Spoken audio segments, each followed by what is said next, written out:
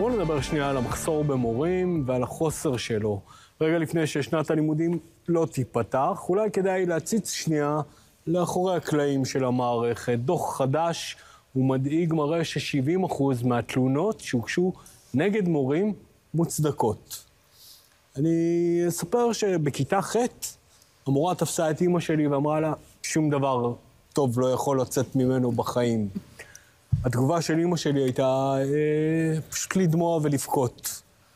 מהצד השני אני רואה פה יותר ויותר תלונות שמוגשות ובצדק ונמצאות נכונות. מורים שהשפילו, זלזלו ואפילו השתמשו באלימות פיזית. הגיעו דיווחים למשרד החינוך, רוב הפניות נמצאו מוצדקות, והערכה היא שמספר המקרים בפועל הרבה יותר גבוה. זה בגלל שחסרים מורים, זה בגלל שלא משלמים להם מספיק, או שבגלל שהם פיקוח. של תלונות נגד מורים הוא נושא שצריך לקחת אותו בפרופורציות וגם להסתכל על שני הצדדים. 70%. 70%... מתוך 846 תלונות, 70% נמצא מוצדק.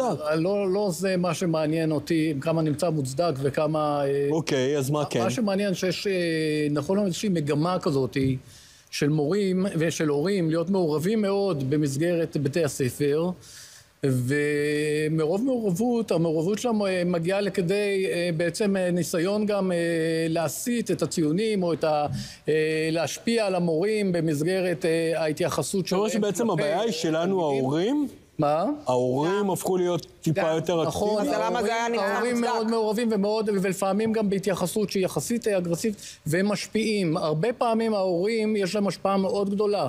על המנהלת... 70% מוצדק. מוצדק, אם זה הכל זה לא היה מוצדק. מוצדק. רגע. גם ראיתי הרבה כאלה תלונות שנמצאו מוצדקות, אני לא יודע באיזה נסיבות ובאיזה זה כמובן שישנם תלונות, אני מעריך שהדברים הם נכונים. אם היית מגלה... כמות המורים שצועקים על ילד, אתה עצלן, אתה לא חכם, אתה לא מספיק.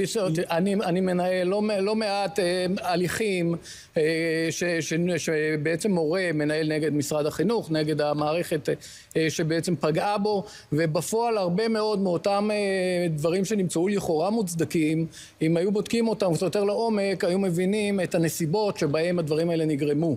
אני לא מדבר על אלימות, אבל הרבה פעמים הנסיבות הם ניסיון לכפות על המורה, כל מיני החלטות, ניסיון של לפגוע במורה בחזרה על איזושהי החלטה, מורה שתפס תלמיד בצורה כזו או בצורה אחרת, ניסיון להתנקם בו. יש הרבה מאוד מקרים כאלה, אני מנהל לא מעט מהם, וזה פגיעה מאוד קשה במורים, זו פגיעה שנייה במורים, שמצד אחד גם השכר שלהם נמוך, ומצד שני גם יש איזושהי מגמת עליהום כלפיהם. אתה היית רוצה שהילד שלך ילמד אצל מורה שנמצא בתוך ה-70% מהתלונות שנמצאו מוצדק? א', אני צריך לבדוק על מה מדובר, איזה תלונה ומה זה אומר מוצדקת. כמובן שאני לא הייתי רוצה שהבן שלי ייפגע בשום צורה, ומצד שני לא הייתי רוצה שהמורים של הבן שלי לא יוכלו באמת לתת לו מה שהם יכולים לתת לו, מכיוון שמרגישים מותקפים כל הזמן וחוששים.